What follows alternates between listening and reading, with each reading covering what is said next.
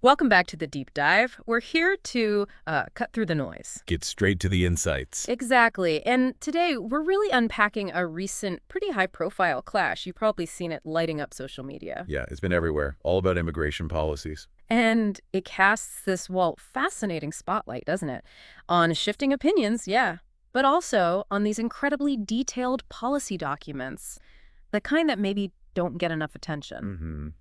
Our goal today, really, is to go beyond just the headlines. Right. We want to explore the specific arguments, understand the policy everyone's talking about, Project 2025. We'll get to that. Yeah, and see what this whole public back and forth tells us about how information gets, well, processed, or maybe sometimes not processed in society. Okay. So we've gathered stuff from social media interviews, those big policy docs. Give you the full picture, hopefully. All right. So where did this latest round kick off? It seems the spark came from maybe an unexpected place. Well, yeah. Sources say podcaster Joe Rogan, who, had mostly backed Trump during the campaign. Right. That was the general take. He recently came out pretty critical of the administration's immigration approach. On his show. On the Joe Rogan Experience, yeah. Yeah. He called the tactics insane.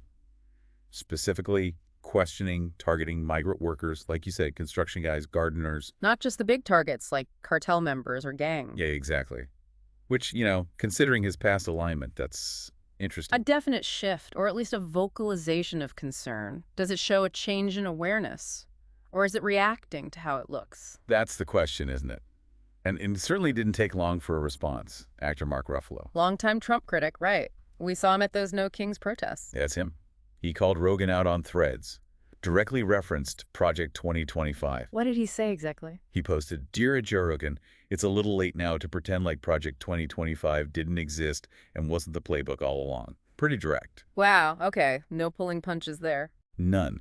And then he questioned Rogan's awareness, saying something like, "You are either not that smart or not that dumb. It's hard to tell." Ooh, so that really brings up the question, how aware are people, even influential ones, about these detailed plans? Exactly. Which brings us to this Project 2025 Ruffalo mentioned. Right. So for listeners maybe just hearing the name, what is this thing? Our sources describe it as. Yeah, it's massive. A 900-plus page policy book put together by a conservative think tank, published back in 2023. Okay, and what's the gist? It basically outlines a huge overhaul of the federal government if there's a second Trump administration. We're talking dismantling departments, expanding presidential power significantly. Big structural changes. Huge. Yeah. And ending DEI practices, replacing career federal employees with political appointees. Yeah. It's a fundamental rethinking of how government works. A complete reimagining, you said. Like Yeah, a lot to take in. So how does a plan that big connect back to the specific immigration stuff Rogan was reacting to? Well, it connects pretty directly. The sources point to the administration aiming to detain like 3,000 undocumented people daily. Daily, wow. Yeah, and deport millions rapidly. Yeah.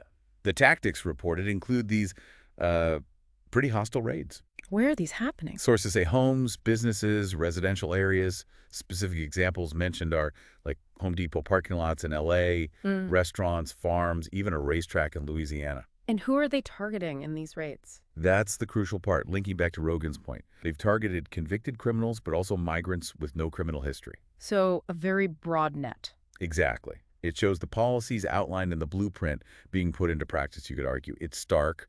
Some might say it's necessary, but the sources show it's hitting a wide range of people. So Ruffalo's challenge kind of makes sense in that context. Given his history, he's been consistently critical. Very consistent. Called Trump public enemy #1 back in 2020, always voicing concerns on climate change, other issues. So this exchange, it just throws into sharp relief how different people engage with these things, right? Policy plans versus unfolding events. Absolutely.